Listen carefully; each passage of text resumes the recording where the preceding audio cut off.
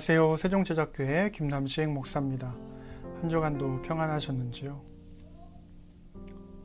이제는 5인 이상 집합 금지가 풀렸습니다. 그래서 이제 8인까지 이렇게 모이게 됐고, 사실 500명 정도 이렇게 모이는데, 원래는 이제 한 2.5단계 정도 이렇게 가야 함에도 불구하고 현행 단계를 유지를 하고 있습니다. 대한민국이 백신을 빠르게 맞고 있고, 앞으로도 이제 4월부터는 65세 이상 이제 일반인들도 백신 접종을 이제 시작한다고 합니다.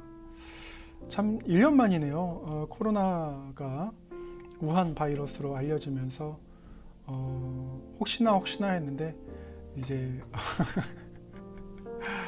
전 국가적으로 어려움을 겪어왔습니다. 사실은 이제 어느 식당을 가게 되든지 많은 분들을 이렇게 만나게 되면서 요즘은 좀 많이 나아지셨지요? 이렇게 질문을 하면 그나마 좀 낫습니다 하는 분들이 좀 이제 생기고 계세요. 대한민국이 이번에 이제 코로나19 사태로 인해서 전 세계에 단순히 문화, 드라마, 음악뿐만 아니라 방역이라든지 전반적인 이제 국가 시스템이 얼마나 탁월한가에 대해서 입증을 하는 참 좋은 기회였습니다. 이러한 그 좋은 평가 뒤에는 국민이 함께하는 이제 이러한 모습들, 아주 성숙한 모습들이 있었기 때문에 그나마 이렇게 잘 조절이 되고 방역이 되는 것 같습니다. 특별히 이제 교회적으로 본다면 이 코로나19를 통해서 한국 교회가 얼마만큼 갱신해야 되는가에 대한 고민을 하는 시기였습니다.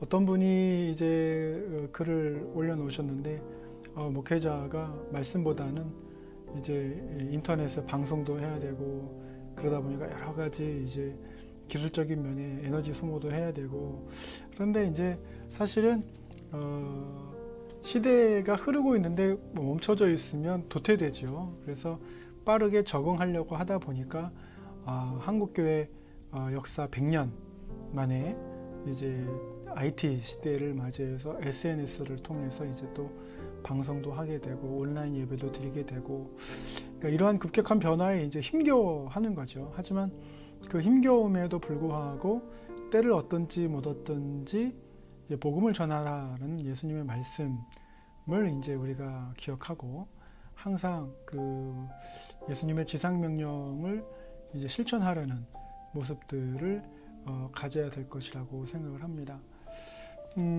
사실 이제 세대 교체라고 해야 될까요? 그래서 이제 목회를 오래 하시고 전통적인 교회에서 이제 목회를 하시다가 갑작스럽게 코로나로 인해서 이제 방향이 바뀌고 방식이 바뀌다 보니까 여러 가지 이제 어려움이 있지요.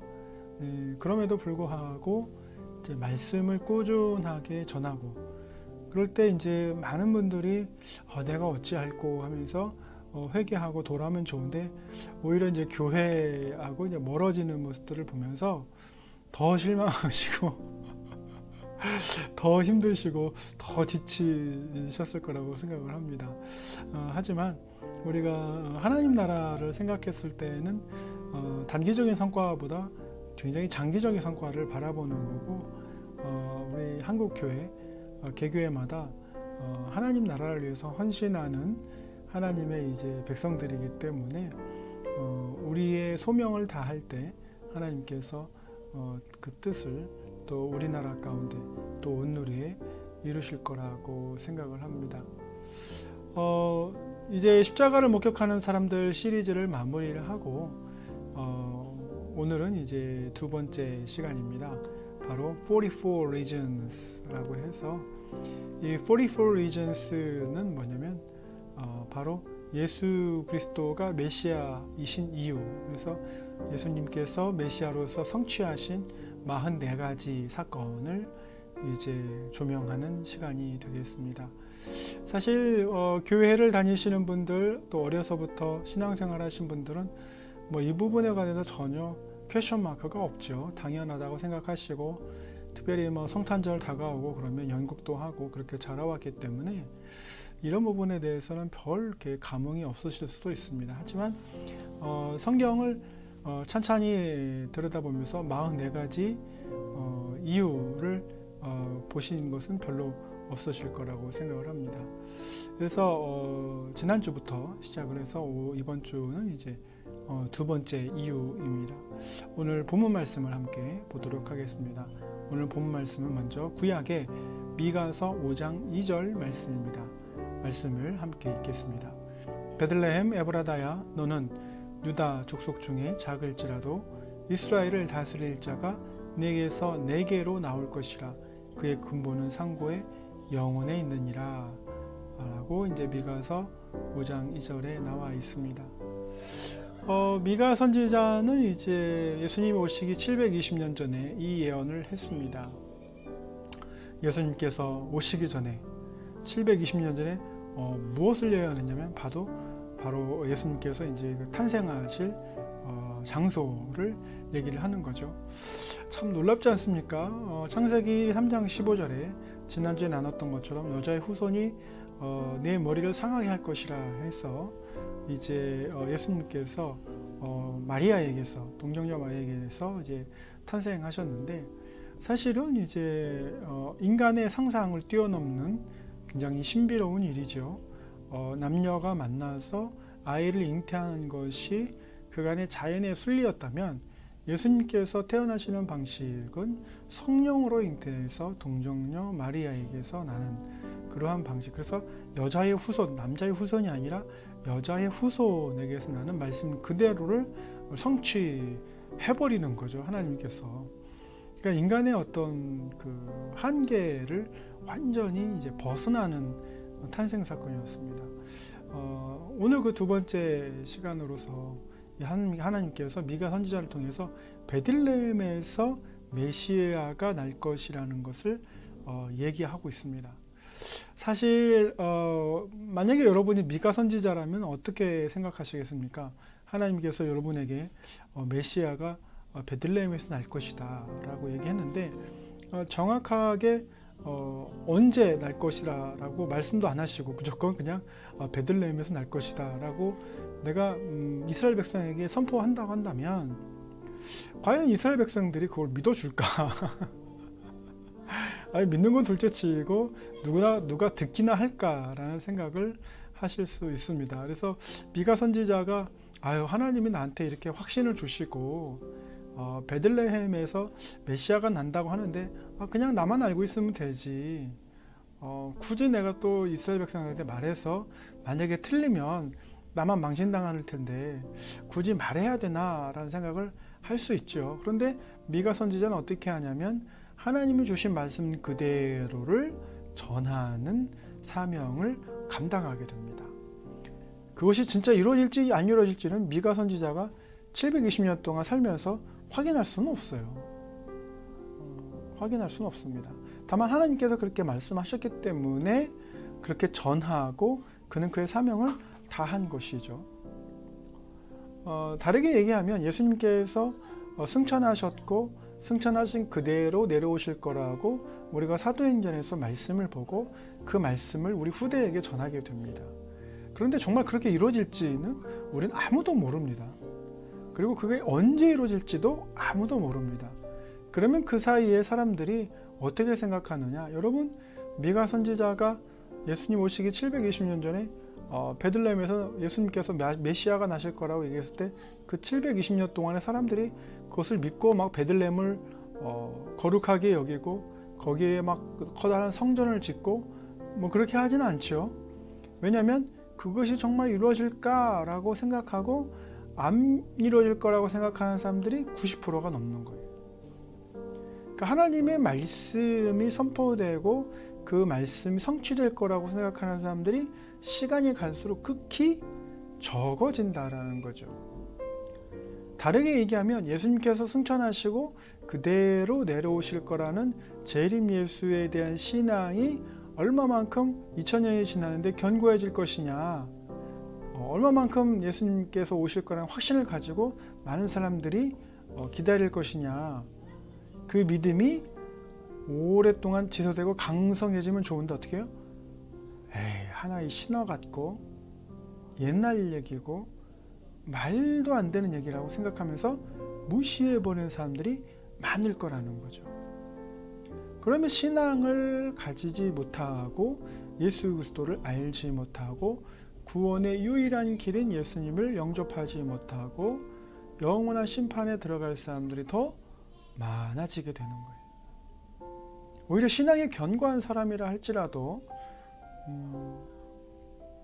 결국엔 2000년이 지나도 하나님 오시지 않고 결국엔 성취되지 않기 때문에 결국에 하나님은 살아계신 게 맞나 라는 근본적인 의구심까지 들면서 이제는 내 맘대로 살아가기를 소망하는 사람들이 많아질 거라는 거죠. 그런데 어떻습니까? 오늘 미가 선지자가 720년 전에 선포한 말씀이 마태복음 2장 1절에서 이루어집니다. 마태복음 2장 1절을 읽어보면 헤롯 왕 때에 예수께서 유대 베들레헴에서 나심에 동방으로부터 박사들이 예루살렘에 이르러 말하되, 예수님께서 어디에서 나셨냐면 베들레헴, 정확히는 마국간에서 나셨습니다. 누가복음 2장 4절에서 6절을 보면 왜 베들레헴으로 가셨는지에 대해서 좀 더 구체적으로 나옵니다. 요셉도 다윗의 집의 족속이므로 갈릴리 나사렛 동네에서 유대를 향하여 베들레헴이라 하는 다윗의 동네로 그 약혼한 마리아와 함께 호적하러 올라가니 마리아가 이미 잉태하였더라. 거기 있을 그때에 해산할 날이 차서. 그러니까 호적 등본을 이제 등록하러 가는 거죠. 그런데 이미 그 마리아는 이제 잉태한 상태고요. 곧 출산할 날이 가까워옵니다. 그래서 베들레헴에서 목적은 굉장히 평범하지만 그 평범한 가운데 하나님의 역사는 어떻게 해요? 계속해서 이루어지고 있다라는 거죠. 그래서 우리가 신앙생활을 할 때, 내가 정말 열심히 신앙생활하고 기도하고 말씀대로 행하려고 하고 내 스스로 고군분투하고 내 사업이 어렵고 직장이 어렵고 건강이 힘들고 가정이 어렵고 그럼에도 불구하고 내가 신앙을 지키려 그렇게 애씀에도 불구하고 왠지 하나님은 아무것도 안 하시는 것 같다 라는 생각이 드시면 오늘 이 말씀을 기억하시기 바랍니다. 하나님의 말씀은 하나님의 때에 반드시 성취됩니다. 여러분이 기도하시죠? 기도하실 때에 어때요? 하나님이 금방이라도 응답해 주시면 참 좋을 것 같죠? 그런데 지나고 보면 어떻습니까? 하나님이 그때에 그렇게 안 해주신 것이 오히려 나에게 득이 되었다라는 것이 깨달아질 때가 있어요. 왜 하나님이 나한테 그때 그렇게 응답하지 않았을까? 그때는 원망스러웠지만 지나고 보니까 내가 그렇게 만약에 내가 원하는 대로 갔다면, 원하는 대로 일이 진행되었더라면 오히려 나에게 득이 되지 않고 어려움이 왔겠구나 라는 생각이 들기도 합니다. 그럴 때 어떤 생각이 들어요? 하나님이 참 신실하시다.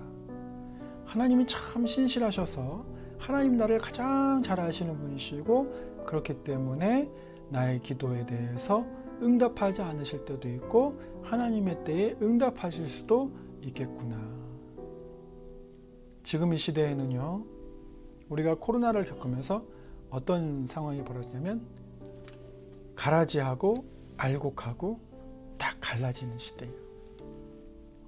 명목상 그리스도인하고 진정한 그리스도인하고 딱 갈라지는 시대예요. 참된 교회하고 거짓 교회하고 쫙 갈라지는 시대예요.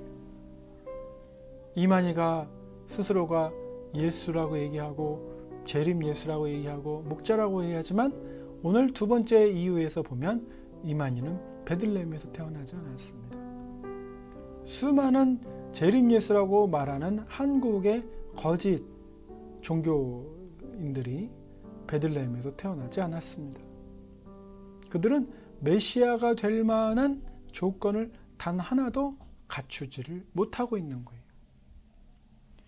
예수님처럼 44가지의 조건을 완전히 충족해야 메시아가 될 수 있는데 그 어느 조건 하나도 만족하지 못하면서 메시아라고 얘기하고 사람들을 현혹하고 있는 거예요. 그렇게 현혹해서 그들이 데리고 갈 종점은 어디입니까? 지옥입니다. 영원한 심판입니다. 영원한 죽음입니다. 에이, 목사님. 오늘 뉴스 보니까 우리 우주에서 지구와 같은 똑같은 별을 또 발견했다고 나사에서 발표하던데 신이 정말 존재합니까? 안 믿겨집니다. 지옥과 천국이요? 무슨 동화 같은 얘기를 하세요. 그런데요, 그 동화 같은 이야기가 성경에서 쓰여져 있고 그 쓰여진 대로 어떻게 해요? 이루어져 가고 있다는 게 문제예요. 우리는 살면서 성경에 강건해야 120년 산다고 하는데 인간의 수명이요? 7, 80이면 잘 살았다고 얘기도 하죠.